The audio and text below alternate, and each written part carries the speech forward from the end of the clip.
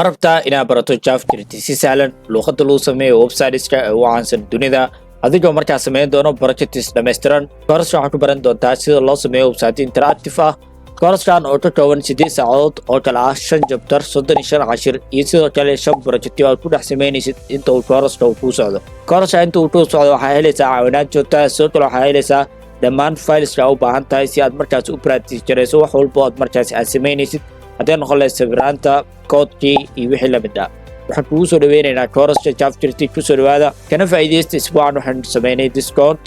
discount yaasoo gaarayo 40% hadda hel discount 40% ah oo soconaysa muddada isbuucan ilaa Jimcaha oo kala soo xiriir nambarka shaashada saaran sidoo kale ha moodaanin in course HTML and CSS uu yahay course 100% free ah